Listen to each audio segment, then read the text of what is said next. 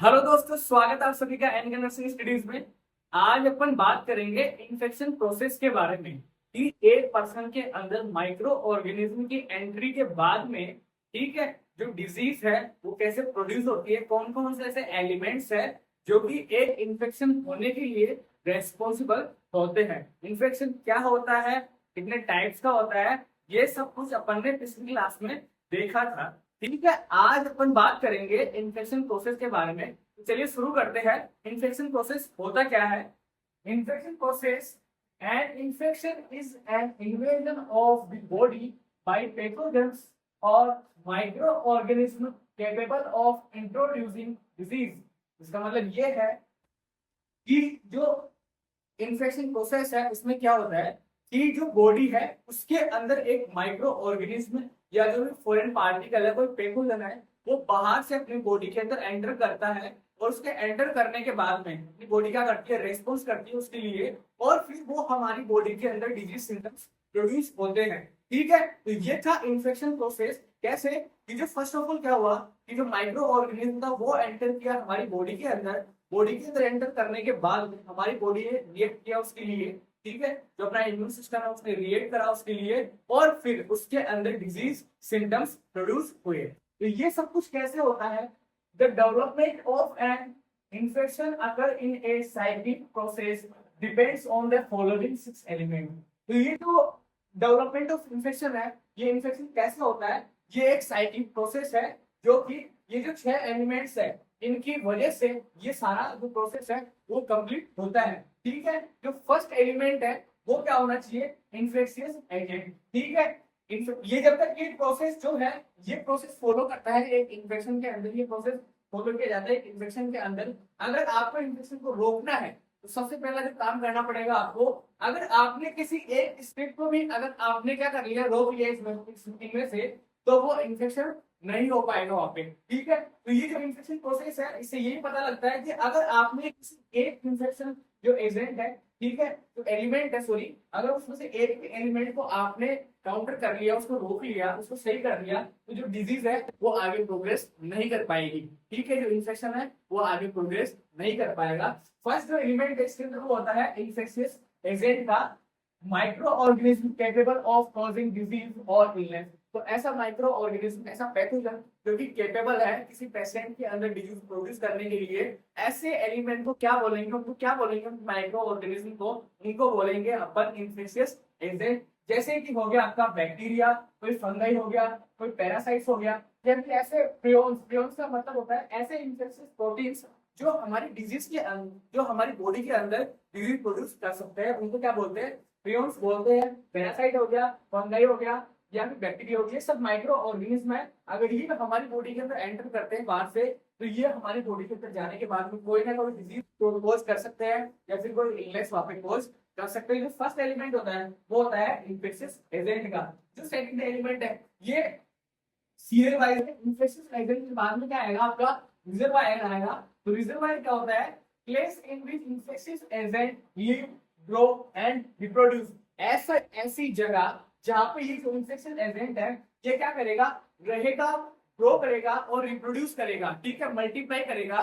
ठीक है, तो वो जो जगह है उस जगह को क्या बोलते हैं, रिजर्वायर बोलते हैं। अब ये रिजर्वायर कोई भी हो सकता है, जैसे कि कोई पर्सन भी रिजर्वायर हो सकता है, कोई वाटर सोर्स है वो भी रिजर्वायर हो सकता है, या फिर कोई फूड है वो भी क्या हो सकता है, रिजर्वायर हो सकता है। तो क्या करेगा, माइक्रो ऑर्गेनिज्म पेशेंट के अंदर क्या करेगा, ग्रो करेगा, उसके अंदर रहेगा या फिर रिप्रोड्यूस करेगा, या फिर ऐसे वाटर के अंदर अगर कोई वाटर है, कोई इन्फेक्टेड वाटर है जिसके अंदर कोई माइक्रो ऑर्गेनिज्म है, तो उस वाटर के अंदर वो क्या करेगा, मल्टीप्लाई करेगा।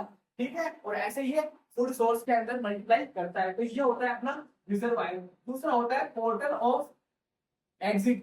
कि रिजर्वायर से क्या करेगा, वो एग्जिट होगा, ways which the infectious agent leave the reservoir. ऐसे तरीके, ऐसे रास्ते जिनसे जो माइक्रो ऑर्गेनिज्म है, इन्फेक्शियस एजेंट है, वो रिजर्वायर को क्या करेगा, छोड़ेगा। कौन कौन से रास्तों से, जैसे कि अगर किसी पेशेंट के अंदर कोई माइक्रो ऑर्गेनिज्म प्रेजेंट है तो वो किन रूट्स के थ्रू बाहर आ सकता है। ठीक है, इससे फर्स्ट अपन बात करें ब्लड के थ्रू, क्योंकि वो जो जो एजेंट है, जो इन्फेक्शियस एजेंट है, वो माइक्रो ऑर्गेनिज्म है, उसकी बॉडी के अंदर ब्लड के थ्रू क्या कर रहा है, सर्कुलेट कर रहा है। तो अगर उसका ब्लड बाहर आता है बॉडी से, तो वो इन्फेक्शियस एजेंट भी उस ब्लड के साथ में बाहर आएगा। कोई बॉडी सिक्रेशंस हो गए, ठीक है, कोई सिक्रेशन है बॉडी से, उस सिक्रेशन के थ्रू भी क्या आएगा, जो माइक्रो ऑर्गेनिज्म है वो बाहर आएगा। एक्सक्रीशंस हो गए, ठीक है, जैसे यूरिन हो गया, फीसिस हो गया, इन सब के थ्रू भी वो माइक्रो ऑर्गेनिज्म एक पर्सन की बॉडी से बाहर आ सकता है। अपनी स्किन हो गई, इससे भी वो क्या करेगा, बाहर आ सकता है। तो ये थे पोर्टल ऑफ एग्जिट। फर्स्ट ना अपना जो इन्फेक्शियस एजेंट, उसके बाद में इन्फेक्शियस एजेंट क्या करेगा, ग्रो करेगा,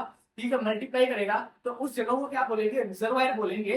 तो वो क्या हो सकता है, एक पर्सन भी हो सकता है, वाटर भी हो सकता है, फूड भी हो सकता है। इन सब से, जैसे कि अपन ने एग्जांपल लेके करे, पीपल के अंदर, एक पर्सन के अंदर कोई माइक्रो ऑर्गेनिज्म प्रेजेंट है, तो वो उसकी बॉडी से किन किन रास्तों के थ्रू बाहर निकल सकता है, उन वेज को क्या बोलेंगे, पोर्टल ऑफ एग्जिट बोलेंगे। उसके अंदर अपन ने देखा फर्स्ट ब्लड के बारे में, दूसरा हो गया अपनी सिक्रेशन, कोई बॉडी सिक्रेशन है, दूसरे कोई एक्सक्रीशन है, या फिर स्किन के थ्रू भी क्या हो सकता है, वो बॉडी से बाहर आ सकता है।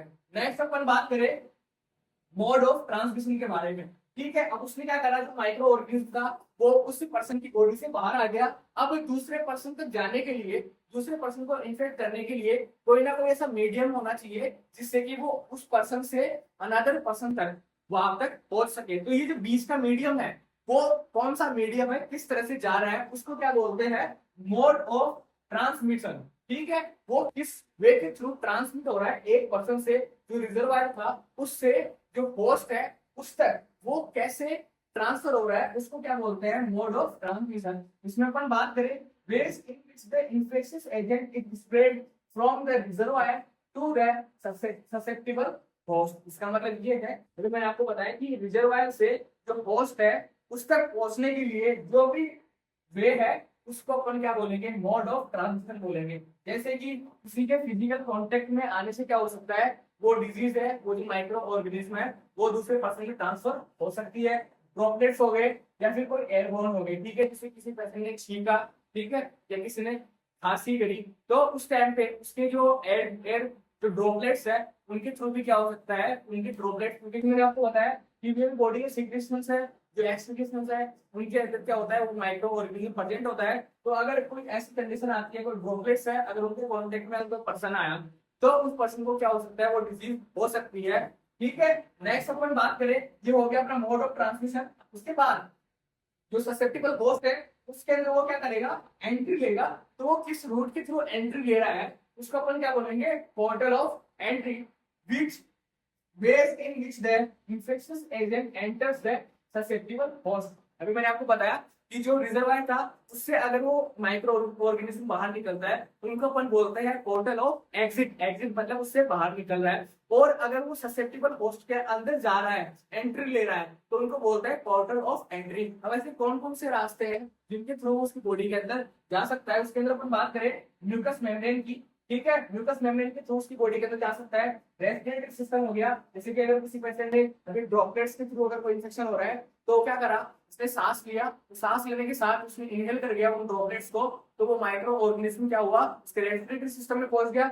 रेस्पिरेटरी सिस्टम में पहुंचने के बाद वो जो डिजीज है वो उसके अंदर कोज कर देगा। साथ ही साथ डाइजेस्टिव सिस्टम या फिर ब्रोकन स्किन, डाइजेस्टिव सिस्टम के थ्रू कैसे, जैसे उसने कोई तो इन्फेक्टेड कोई फूड खा लिया, ठीक है, वाटर इंटेक कर दिया, फूड खाने के बाद में क्या हुआ, वो जो माइक्रो ऑर्गेनिज्म था वो कहाँ पहुंचा, उसके डाइजेस्टिव सिस्टम में। और उसके डाइजेस्टिव सिस्टम में पहुंचने के बाद में वो क्या करेगा, मल्टीप्लाई करेगा, ग्रो करेगा और वहां पे डिजीज प्रेजेंट करेगा, ठीक है। तो अपना लास्ट जो एलिमेंट होता है वो होता है ससेप्टिबल होस्ट। ये ससेप्टिबल होस्ट कौन होते हैं, इंडिविजुअल्स में have traits that affect there susceptibility and severity of disease. इसका मतलब ये है, ससेप्टिबल होस्ट का सीधा सा मतलब ये है कि हर एक पर्सन का जो इम्यून सिस्टम है, हर एक पर्सन की जो इम्यूनिटी है वो अलग अलग तरीके से काम करती है, ठीक है। जैसे अगर कोई डिजीज मुझे हो सकती है तो जरूरी नहीं है वो सबको ही होगी, ठीक है, या फिर किसी और पर्सन को अगर कोई डिजीज हो रही है तो ये जरूरी नहीं है कि वो डिजीज मुझे भी होगी, ठीक है। तो हर एक पर्सन का जो इम्यून सिस्टम है उसकी बॉडी के अंदर कुछ ऐसे फिजिकलिटीज होते हैं जो उसके इम्यून सिस्टम को बनाए रखने के लिए रेस्पॉन्सिबल होते हैं, ठीक है। तो जो भी माइक्रो ऑर्गेनिज्म है वो अगर किसी पेशेंट के अंदर जा रहा है तो ये जरूरी नहीं है कि उसके अंदर वो डिजीज कोज करेगा। जिस पर्सन के अंदर वो डिजीज कोज करता है उस पर्सन को बोलते हैं ससेप्टिबल होस्ट।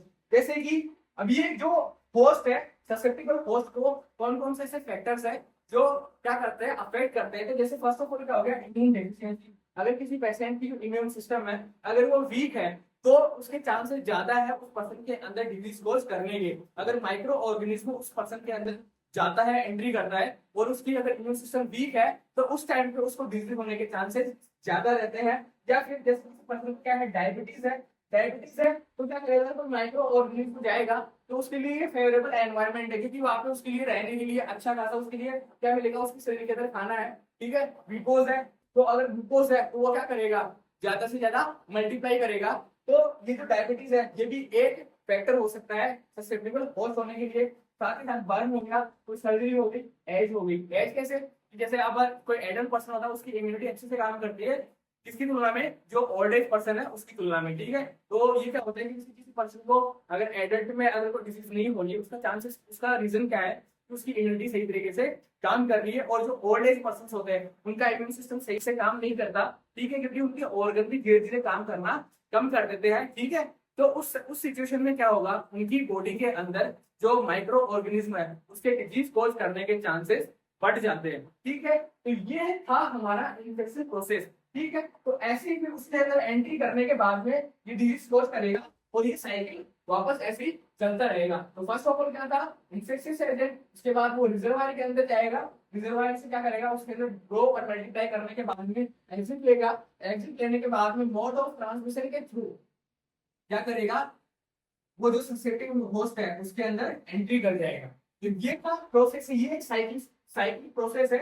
अगर इनमें से अगर आपने एक भी प्रोसेस को रोक लिया तो आप इन्फेक्शन को फैलने से रोक सकते हैं। जैसे कि कोई इन्फेक्शन एजेंट है, अगर आपने उसको ही खत्म कर दिया तो डिजीज होगी ही नहीं।